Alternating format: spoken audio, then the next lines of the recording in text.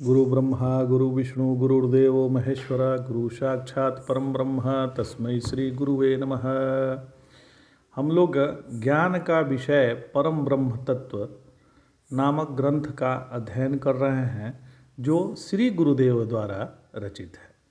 नारायण उपनिषद में प्रयुक्त सदृलु धातु का अर्थ ढीला करना भी होता है।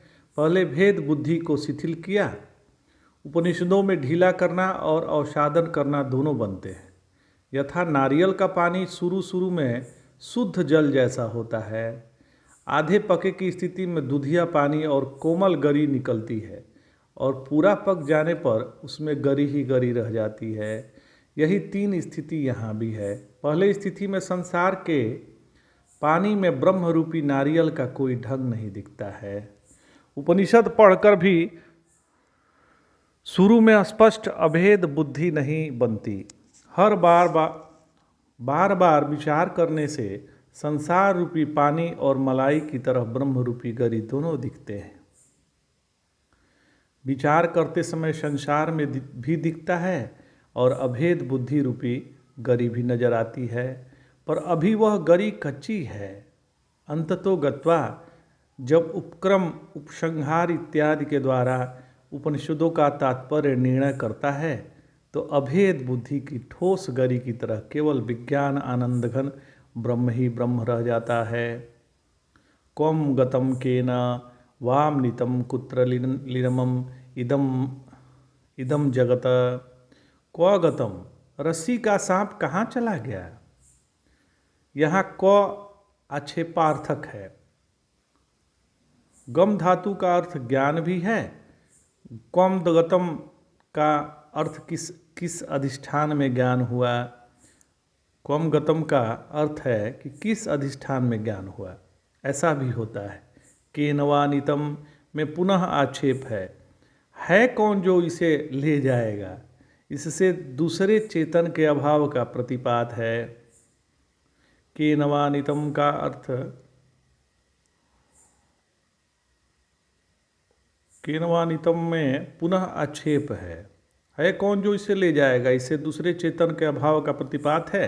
केनवानितम का अर्थ केनवा अनितम भी है। किस निमित्त से यह आया था, कोई न उसे लाया था न ले गया। रज्जु में सर्प को दिखाने वाला कौन है, कोई बनाता ही नहीं। न संस्कार न वासना। संसार में संस्कार वासना के लिए अंतःकरण की आवश्यकता है। जब अविद्या ही नष्ट हो गई तो अविद्या में रहने वाला संस्कार कहाँ रहे। यदि कहिए कि ज्ञान के बाद प्रारब्ध शेष रहता है तो बाला नाम अवबोधार्थ प्रारब्धम। प्रारब्ध शब्द तो केवल बच्चों को समझाने के लिए है। शिवावतार भगवान भाष्यकार शंकर स्वामी महाभाग के अनुयायी अविद्या विक्षेप शक्ति गंध छाया लेश मात्र इत्यादि कई शब्दों का प्रयोग प्रारब्ध को समझाने के लिए करते हैं। पर यदि अविद्या के कार्य प्रारब्ध का अनुभव हो रहा है तो लहसुन खाने के बाद बदबू मुंह से आ रही है। जगत का अनुभव जगत रूप से होना ही नहीं है। यदि जगत रूप से कुछ अनुभव है तो यथाकथम चित उसकी सत्ता मानने के लिए प्रारब्ध वासना इत्यादि शब्द है। नारायण, यह संसार कहाँ लीन हुआ। चीज किसमें लीन होती है, अपने कारण में। इस जगत का कारण कौन है, तो ब्रह्म है।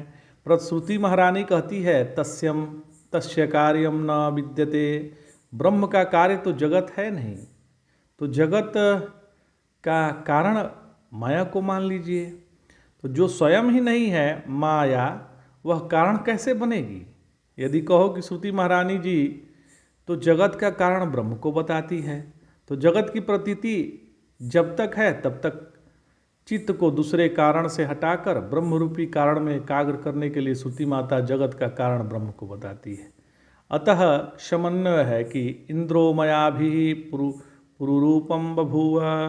ब्रह्म मायाओं से जगत बन गया, मायाभि वास्तव में बना नहीं। एष शवेश्व सह एष सर्वंत्रयामी एष योनि सर्वस्य बताकर अदृष्ट अग्राह्य अव्यवहार्य कहकर कारण रूप को भी श्रुति ने बाधित कर दिया।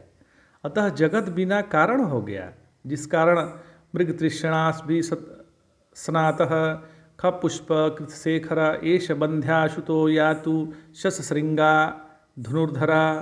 यह बांज का बेटा मृगी के पानी से नहाकर आकाश कुसुम को सिर में सजा खरगोश के सींग के कमान से शिकार के लिए जा रहा है इत्यादि वाक्यों से कल्पना सी बन जाती है कि कौन जा रहा है। वैसे ही अभ्यास से जगत की कल्पना है। इदम जगत आत्मनि लीनम परोक्ष ज्ञान है। इदम जगत कुत्र लीनम, जगत कहाँ गया, था ही नहीं तो जाएगा कहाँ।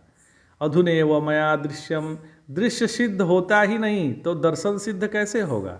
अतः अधुनेव मया दृष्टम तो साधना काल में है और समाधि काल में भी वही अधुनेव मया दृष्टम है।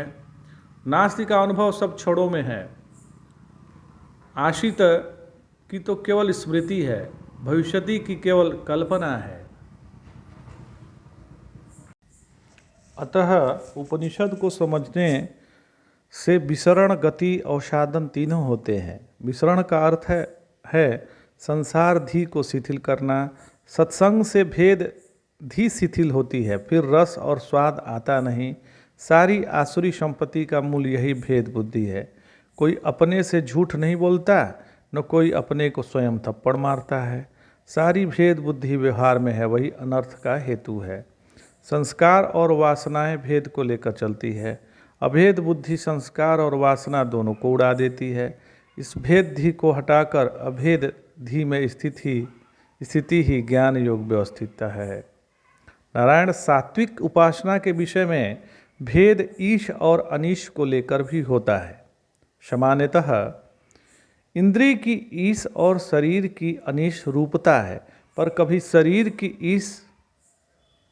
भी ईश बन जाता है। भगवान श्री वासुदेव कृष्ण ने श्रीमद् भगवत गीता जी में कहा, इंद्रियाणाम मनस्याहम कह करके मन को इंद्रियों का ईश कहा। विभूतियों के विषय में भेद शासक और श्रेष्ठ को लेकर होता है।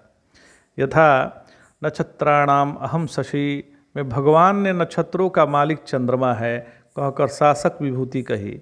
चंद्रमा स्वयं नक्षत्र नहीं है, पर सेनानीनाम अहम स्कंदः में श्रेष्ठ विभूति है। इसी प्रकार स्रोतशाम अश्मि जाह्नवी में नदियों में जाह्नवी को कहा। इंद्रियाणाम मनस्यास्मि में मन इंद्रियों के अधिपति रूप से है। तो भूतानाम अस्मि चेतना में चेतना को सारे प्राणियों के शासक रूप में कहा गया है। अतः मन शासक या ईश है और इंद्रिया अनीश है। नारायण जब बुरी गंध आती है तो मन कहता है कि भाग चलो यहाँ से, और रसगुल्लों के देखकर लार टपकती है। यहाँ इंद्रियां मन की शासक बनी। इसी प्रकार अध्यात्म जगत में इंद्रिय और मन को लेकर ईश अनीश का भेद बनता है। मन की अपेक्षा बुद्धि शासक है। अपने शरीर को नुकसान पहुंचाने वाली जीभ है। इसमें कर्मेंद्रिय, वाक और ज्ञानेंद्रिय रसना का सम्मिश्रण है। यद्यपि ये दो इंद्रिय साथ साथ रहती है, पर दोनों ऐसी है कि नुकसान करके स्वयं बच जाती है। यदि आप हाथ से किसी को थप्पड़ मारिए तो वह हाथ को पकड़कर मरोड़ देगा। चोरी करके भागिए तो पुलिस वाला पैर में गोली मारता है, तो जीभ को कोई नहीं मारता। जूते सर पर पड़ते हैं। खाने के लिए जीभ लपलपाती है, तड़पती है। फल पेट को भोगना पड़ता है। इसीलिए जिह्वा पर बस पाना सबसे अधिक महत्व का है। यदि वाणी पर नियंत्रण कर लिया तो बाकी सब नियंत्रण हो जाएगा। यतवाक काय मानस में सबसे पहले वाक को बतलाया है। शास्त्र ने यह नहीं कहा कि जो मन में आया वह झट से बोल दो। नारायण योगस्य प्रथमम द्वार वाक निरोधः। योग प्रथम द्वार वाणी का नियंत्रण है। भगवान श्री पतंजलि ने अहिंसा को प्रथम माना, क्योंकि अष्टांग योग में यम को प्रथम कहा और यम का प्रथम अंग अहिंसा को बतलाया। भगवान श्री मनु महाराज ने सबसे अधिक जोर जो है वो धृति पर दिया है। धर्म के 10 लक्षणों में उन्होंने सर्वप्रथम धृति कही। श्रुतियों में सबसे अधिक जोर सत्य पर दिया है। सत्येन लक्ष्यः तपसा सत्यमेव जयते नानृतम्। इस प्रकार श्रुति माता ने सत्य पर जोर दिया, पर सत्य का तात्पर्य गूढ़ था। सत्य का अर्थ जो सबके लिए हितकर है। भगवान भाष्यकार शंकर स्वामी ने सत्य को कई अंगों में निरूपण किया। महाभारत में भी कहा है, सत्यम लोकहितम प्रोक्तम न यथार्था विभाषणम। अतः योगस्य प्रथमम द्वारम वाण निरोधः, जो वाणी पर निरोध नहीं रख सकता वह सत्य नहीं बोल सकता। यथार्थ बोलने वाला हो सकता है ऐसा शंकर मत ही वेदानुकूल है। शावशेष आज इतना ही। जय जय शंकर, हर हर शंकर।